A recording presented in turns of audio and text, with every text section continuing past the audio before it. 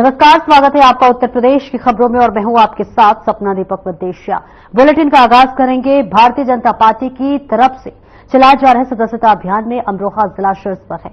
Party की ओर से BJP के अधिकृत हैंडल से ट्विटर पर सदस्यता में प्रदेश के टॉप 10 जिलों की सूची जारी की गई है। खास बात यह है कि कुशीनगर को छोड़कर लिस्ट में शामिल बाकी 9 जिलों पश्चिमी और मध्य प्रदेश उत्तर प्रदेश है और वहीं लखनऊ महानगर इस फहरिस्त में तीसरे स्थान पर है।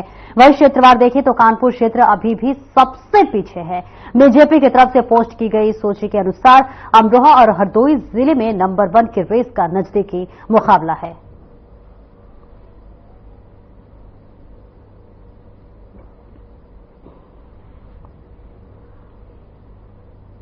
और वहीं मिल्कीपुर में मुख्यमंत्री ने 1000 करोड़ से अधिक की विकास परियोजनाओं का लोकार्पण किया है।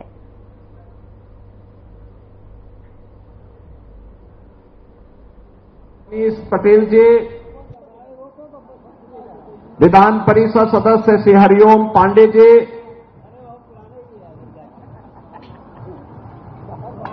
माननीय विधायक श्री रामचंद्र यादव जी,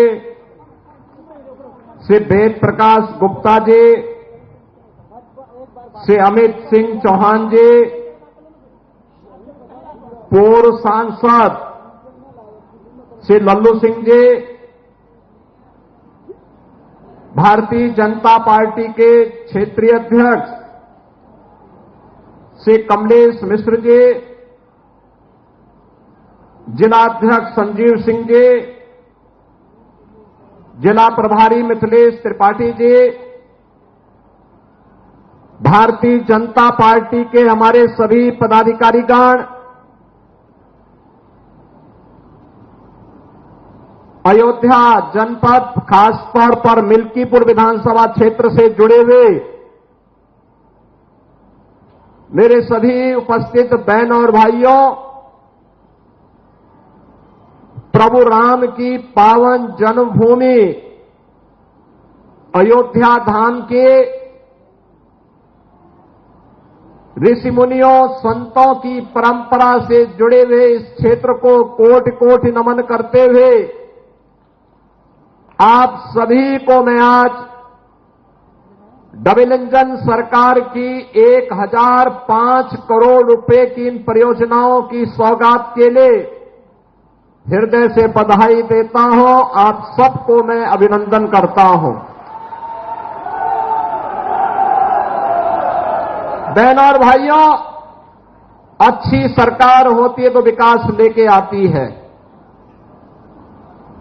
सुरक्षा लेकर के आती है, शांति और सौहार्द का माहौल बनाती है, युवाओं के लिए रोजगार की संभावनाओं को आगे बढ़ाती है, बिना भेदभाव के विकास के कार्यों को हर गांव गरीब के घर तक पहुंचाने का कार्य करती है, गरीब कल्याणकारी योजनाओं को बिना भेदभाव के हर गरीब तक, हर किसान तक, हर नौजवान और हर महिला तक पहुंचा करके उनके चेहरे पर खुशहाली लाने का कार्य करती है। और भारतीय जनता पार्टी ने प्रधानमंत्री मोदी जी के विजन के अनुरूप उनके नेतृत्व में पिछले 10 वर्षों के अंदर विकास के इन कार्यों को इसी द्रुत गति से आगे बढ़ाने का कार्य किया है। बहनों और भाइयों, उत्तर प्रदेश आज जो विकास की दौड़ में देश के आर्थिक विकास का ग्रोथ इंजन बन करके उभरा है। याद करिए, 2017 के पहले यही उत्तर प्रदेश भारत के विकास का बैरियर माना जाता था। उत्तर प्रदेश के नौजवानों के सामने, उत्तर प्रदेश के नागरिकों के सामने पहचान का संकट तत्कालीन सरकार ने खड़ा किया था। अराजकता उत्तर प्रदेश में चरम पर थी, विकास की योजनाओं में भेदभाव होता था, महापुरुषों का अपमान होता था। हमने पिछले 7 साढ़े 7 वर्ष में भारतीय जनता पार्टी की डबल इंजन सरकार ने विकास के कार्यों को द्रुत गति से आगे बढ़ाया। आज आपको 4 लेन की सड़कें दिखती होंगी, 2 लेन की सड़कें दिखती होंगी, गांव की बेहतर कनेक्टिविटी दिखती होगी, गांव-गांव और मजरे में बिजली भी और पानी की भी व्यवस्था आज आपको दिखती होगी। बिना भेदभाव के हर गरीब को एक आवास उपलब्ध होते हुए आपको देखना होगा। हर गरीब के घर में शौचालय बनाने का कार्य उत्तर प्रदेश के अंदर 2 करोड़ 62 लाख परिवारों को एक शौचालय देने का कार्य इन 7.5 वर्ष के अंदर किया गया, तो 56 लाख गरीबों के एक आवास भी बने। 1,20,000 मजरों तक बिजली पहुंचाई गई, तो 1 करोड़ 56 लाख से अधिक परिवारों को फ्री में बिजली के कनेक्शन भी दिए गए। 1 करोड़ 83 लाख परिवारों को उज्ज्वला योजना के फ्री के सिलेंडर भी दिए गए हैं। और इसी अयोध्या में हमने घोषणा की थी कि होली और दीपावली में फ्री में भरा हुआ सिलेंडर भी इन परिवारों को उपलब्ध करवाने का कार्य करेंगे। यह कार्य भी गत वर्ष से प्रारंभ हो चुका है। फिर दीपावली आ रही है, फिर से भरा हुआ सिलेंडर इन परिवारों को प्राप्त होगा। बहनों और भाइयों, 15 करोड़ लोग उत्तर प्रदेश में फ्री में राशन का लाभ प्राप्त कर रहे हैं। आज जो ये सुविधा मिल रही है, क्या 17 के पहले संभव था? 17 के पहले गरीब का राशन समाजवादी पार्टी के गुंडे हजम कर जाते थे। किसी गरीब को राशन नहीं मिलता था। किसी भी जिले का जो जितना बड़ा माफिया था, जितना बड़ा गुंडा था, वह समाजवादी पार्टी का शागिर्द था, उनका पदाधिकारी था। वहां पर संगठित अपराध में लिप्त माफिया भी थे, भू माफिया भी थे, पशु माफिया भी थे, वन माफिया भी थे, खनन माफिया भी थे। एक कोई भी माफिया किसी भी क्षेत्र का होगा, वह समाजवादी पार्टी से प्रदेश के अंदर जुड़ा हुआ था। और परिणाम क्या था? ये माफिया की पैरेलल सरकार चलती थी। बबुआ अपने घर के बाहर नहीं निकलता था। बबुआ 12 बजे सो के उड़ता था और प्रदेश की जनता पिसती थी। माफिया समानांतर सरकार चला करके अराजकता और गुंडागर्दी का एक और तांडव करते थे। दूसरी तरफ मुस्लिम तुष्टीकरण की हद को पार करते हुए पर्व और त्योहारों में भी इन्होंने किस कदर अराजकता फैलाई थी, किस कदर अराजकता फैलाई थी। होली हो या दीपावली, रक्षाबंधन हो या शिवरात्रि, रामनवमी हो या जन्माष्टमी, इन पर्व और त्योहारों को इन्होंने बैन कर दिया था। यहां तक कि जन्माष्टमी के आयोजन को थाना, पुलिस लाइन और जेलों में इन्होंने रोक लगा दी थी। कहा जन्माष्टमी में भजन मत गाओ, थानों में नहीं होने चाहिए। आयोजनों को इन्होंने रोकने का काम किया था, क्योंकि हरे रामा हरे कृष्णा की धुन कुछ लोगों को पसंद नहीं थी, इसलिए समाजवादी पार्टी इसको बैन करती थी। कांवड़ यात्रा पे रोक लगाते थे। और किस कदर की अराजकता थी।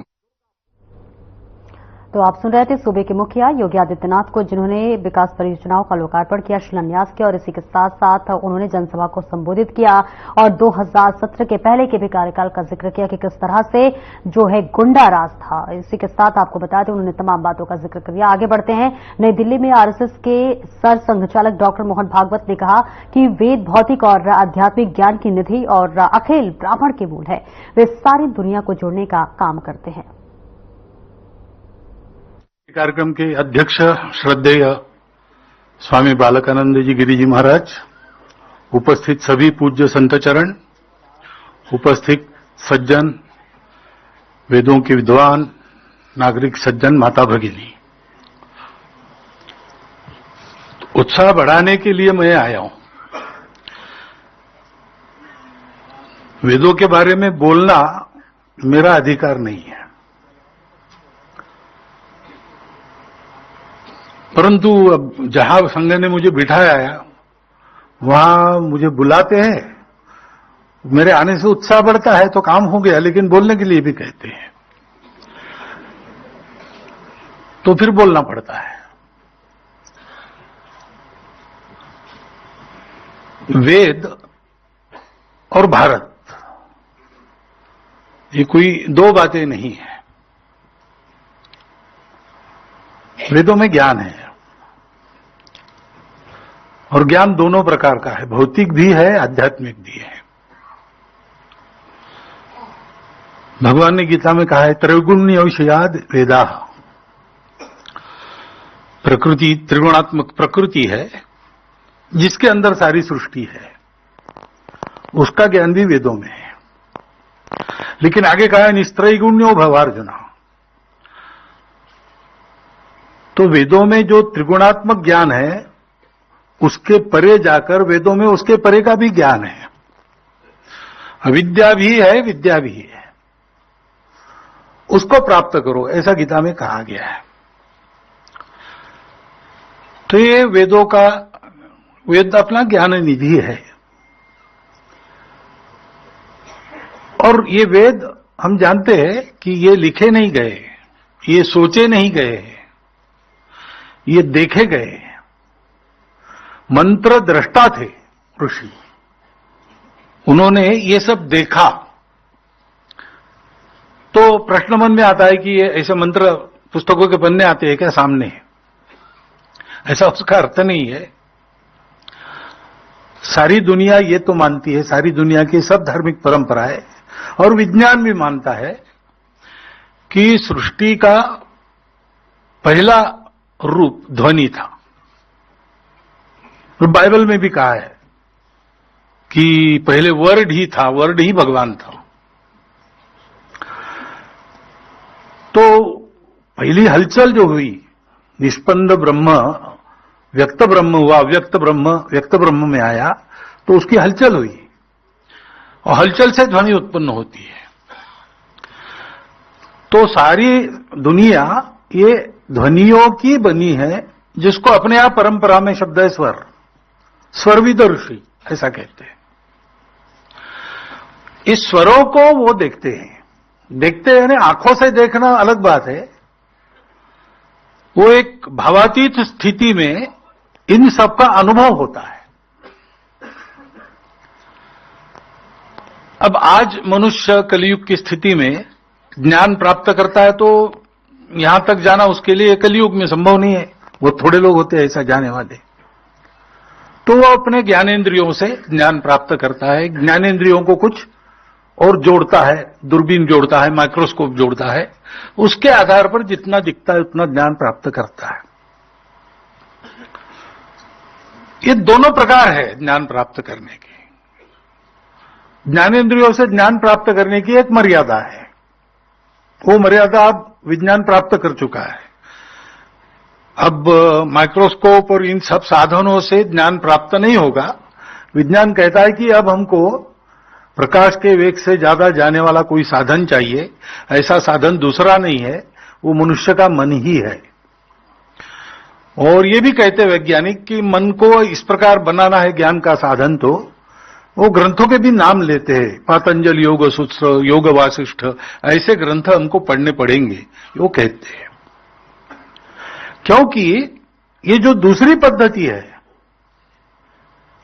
कि इंद्रियातीत होकर भाव जगत में सृष्टि के सृष्टा भाव के साथ तन्मय होना और उसके आधार पर सब देखना,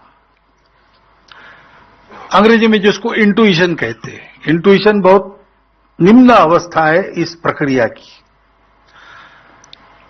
ऐसा ज्ञान हमारे पूर्वजों ने प्राप्त किया, क्योंकि पहले तो स्वाभाविक रूप से मनुष्य बाहर खोजता है, बाहर खोजने के वही साधन है, आंख है, कान है, नाक है, वो वही सारे पंच इंद्रियों के विषय उसके आधार पर चलते हैं।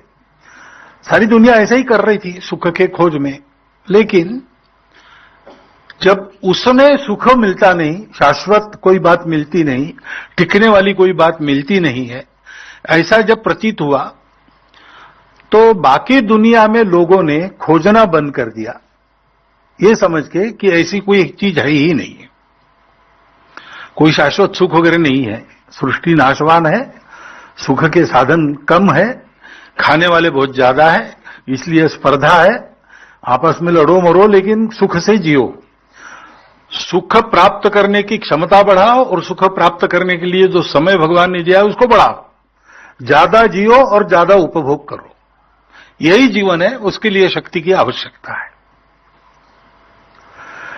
लेकिन हमारे यहां लोग रुक गए नहीं, रुके नहीं यहां, उन्होंने अंदर खोजना प्रारंभ किया, क्योंकि हमारे यहां हमारी मातृभूमि भारत है, वो सुरक्षित और समृद्ध थी।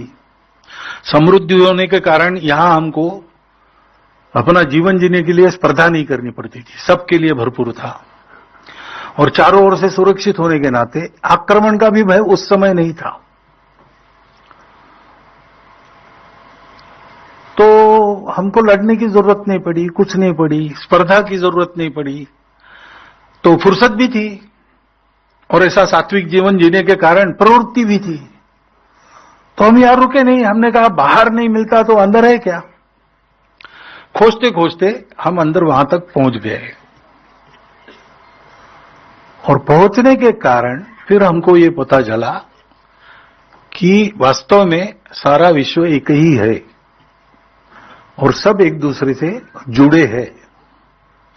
ये जो अलगाव है, जो अलग अलग दिखते हैं, एक दूसरे को देखते हैं, एक दूसरे के साथ व्यवहार करते हैं, अच्छा व्यवहार करते हैं, बुरा व्यवहार करते हैं, पुण्य पाप की लड़ाई होती है, सारा जो होता है वो क्षणिक है और एक हद तक वो सही है, उसके बाद वो गलत है, यानी वो नहीं है। इसलिए उसको मिथ्या कहा गया। मिथ्या यानी झूठ नहीं, मिथ्या यानी एक हद तक चलता है, उसके बाद नहीं चलता है। मेरी भूख है तो मुझे खाना पड़ता है, आपकी भूख है तो आपको खाना पड़ता है, ये एक हद तक चलता है। जब पुत्र भोजन कर लेता है और भोजन समाप्त हो जाता है तो माता कहती है कि तूने खा लिया, मेरा पेट भर गया। तो दोनों का पेट अलग अलग भरेगा, ये एक हद तक सत्य है। उसके बाद तो तुमने खा लिया, मेरा पेट भर गया, ये आता है। ऐसे ये दुनिया एक हद तक चलती है, उसके बाद तो सब एकाकार है और सब शाश्वत है। और आप सुन रहे थे आरएसएस प्रमुख मोहन भागवत को, जिन्होंने वेद पर चर्चा की और इसी के साथ साथ वेद के महत्व की भी बताया कि किस तरह से सृष्टि में जो भी काम होता है वो सब वेदों पर आधारित होता है। तो वेदों की रचना करते और वेदों की व्याख्या करते हुए आरएसएस प्रमुख मोहन भागवत कहते हुए नजर आ रहे थे। और इसी बीच आपको बताते चले कि मोहन भागवत ने भी वेद के बारे में भी तमाम बातों का जिक्र किया और वेद कितना महत्वपूर्ण है किसी भी जिंदगी के लिए, तो ये भी उन्होंने विस्तार से वेदों पर चर्चा की और वेदों पर बात करते हुए आरएसएस के प्रमुख मोहन भागवत नजर आ रहे थे। और इस बीच आपको बताते चले कि वेद किस तरह से हमारे जीवन में किस तरह से महत्वपूर्ण डालती है नजर, ये भी उन्होंने जिक्र किया। और चलिए आगे बढ़ते हैं, जहां पर विदेश सचिव ने की विशेष ब्रीफिंग। इसी के साथ पीएम मोदी के दौरे को भी लेकर ये ब्रीफिंग की गई है।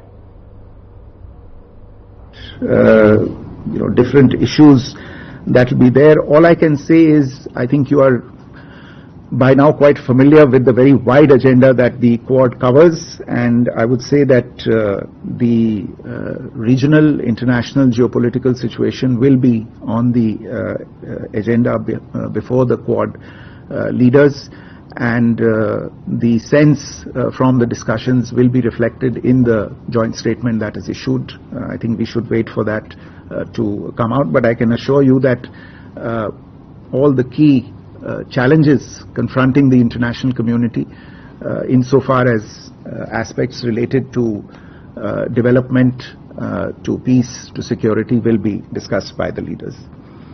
Huma, you mentioned about bilateral agreements related to defense, maritime security and space. Look, in terms of the agreements that will be exchanged between the two sides, I have already referred to the two agreements that we will do bilaterally. That is the IPEF pillar agreements and the drug framework agreement. With regard to others, these are obviously issues that are under discussion and intense discussion between the two sides. Whether they have reached the level where an agreement can be announced is difficult to say at this point in time. Maybe there are a few more steps that we need to take before we can conclude agreements in these areas. But they will all form a part of the discussion in the very, very broad and rich agenda that the leaders have before them.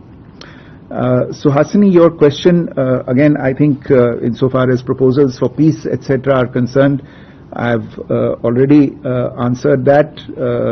With regard to meeting with President Zelensky, I'm not aware of a request at this particular time insofar as these bilateral meetings are concerned. As I said, we are still finalizing the exact agenda of the bilateral meetings. Your other question on IPEF and whether we are joining the trade pillar. As you know, we had earlier joined the supply chain pillar. If I'm not mistaken, that was the first pillar that we had joined. There are two more pillars, one related to, I think pillar 3 is related to the clean economy and pillar 4 is related to a fair economy.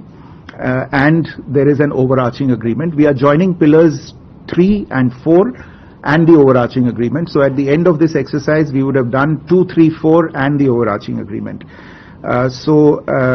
These agreements, in a sense, the work on signing and ratifying them has already been done, and the event that will take place in Wilmington will be essentially depositing our instruments of ratification with the US Department of State, which is the repository for these agreements.